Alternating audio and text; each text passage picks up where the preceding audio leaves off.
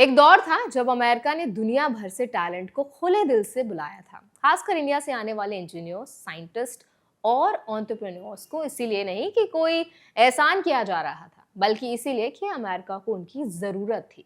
आज उसी अमेरिका में संदेश तेज होता जा रहा है कि इंडियंस वेलकम नहीं है। इसी बदलाव को लेकर चिंता जता रहे हैं Indian origin tech leader Kanwal Singh Rekhi, जिन्होंने सिलिकॉन वैली में इतिहास रचा, 100 से ज्यादा स्टार्टअप्स को फंड किया और हजारों नौकरियां पैदा की। इस वीडियो में आज हम समझेंगे कि उन्होंने ऐसा क्यों कहा, इंडियन माइग्रेशन का असली सच क्या है, H1B को लेकर आरोपों की हकीकत क्या है और इंडियन प्रोफेशनल्स को आज के माहौल में क्या समझदारी दिखानी चाहिए। तो चलिए फिर जल्दी से वीडियो को स्टार्ट करते हैं। हाय, मेरा नाम है वर्षा दुबे और आप मुझे देख रहे हैं एनबीटी टेक एड पर।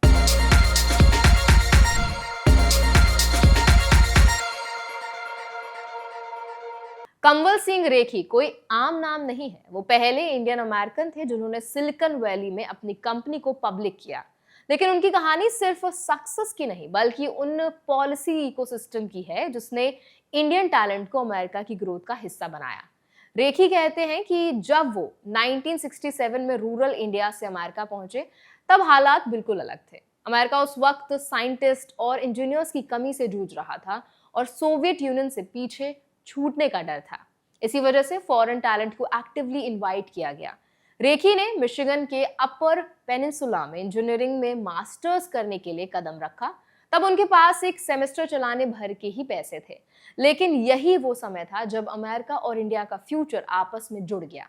जब अमेरिका ने मून मिशन में सोवियत यूनियन को हराया, तो इसमें फॉरेन टैलेंट का बड़ा योगदान था। ये जेनरसिटी नहीं थी, ये स्ट्रैटेजिक नेसेसिटी थी।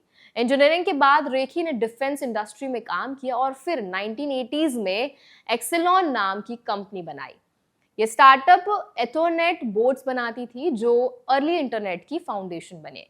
इस कंपनी ने अपने पीक पर करीब 1000 लोगों को एम्प्लॉयमेंट दी और बाद में एक्विजिशन के जरिए हजारों परिवारों की जिंदगी बदली।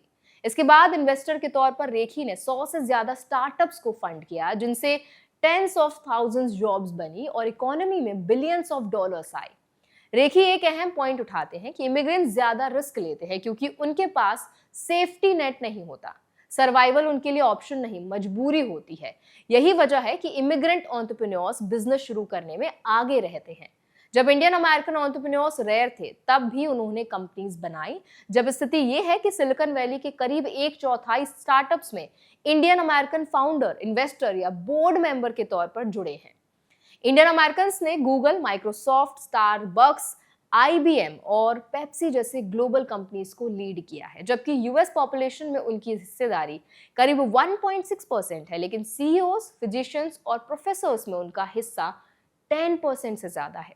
एजुकेशन, इनकम और एंटरप्रेन्योरशिप हर मैट्रिक पर इंडियन अमेरिकन से दिखाते हैं कि इफेक्टिव इमिग्रेशन पॉलिसी किसी कंट्री को कितना फायदा दे सकती है। इसके बावजूद आज माहौल बदल रहा है। H1B वीजा को लेकर बहुत ज्यादा ही अफवाहें फैल रही हैं। आरोप लगाया जा रहा है कि इंडियंस H1B के जरिए अमेरिकन जॉब्स चुरा रहे हैं। रेखी साफ कहते हैं कि ये सच है कि सबसे ज्यादा H1B इंडियंस को मिलते हैं, लेकिन ये आधा सच है। पूरा सच ये है कि American technology leadership foreign talent के साथ कोलैबोरेशन से बनी है, खासकर इंडियन टैलेंट के साथ। फ्रंट ऑफिसेज अमेरिका में और बैक ऑफिसेज इंडिया में होने से दोनों देशों को फायदा हुआ है। ये इकोसिस्टम सप्लाई चेन की तरह काम करता है। अगर अब इस मॉडल को तोड़ा गया तो नुकसान सिर्फ इंडियंस को नहीं, अमेरिकन को भी होगा। R&D, इनोवेशन और ग्लोबल कंपैटिटिवनेस तीनों पर असर पड़ेगा। रेखी ब्रॉडर जियोपॉलिटिकल कॉन्टेक्स्ट भी बताते हैं। इंडिया अब दुनिया की चौथी सबसे बड़ी इकोनॉमी बन चुका है और 2030 तक तीसरी बनने की पॉसिबिलिटी है। ऐसे में दुनिया की ओल्डेस्ट डेमोक्रेसी अमेरिका और लार्जेस्ट डेमोक्रेसी इंडिया का साथ काम करना बेहद जरूरी है। सिर्फ चाइना से टेक रेस में आगे रहने के लिए नहीं, बल्कि ग्लोबल लेवल पर अथॉरिटेरियनिज्म को रोकने के लिए भी। अब इस पूरे मुद्दे पर आप क्या राय रखते हैं, आपका क्या ओपिनियन है, आपकी क्या सोच है, वो हमें कमेंट सेक्शन में जरूर बताएं। ऐसे और भी वीडियोस के लिए, अपडेट्स के लिए, इन्फॉर्मेशन के लिए हमारे चैनल एनबीटी टेक एड को भी जरूर सब्सक्राइब करें।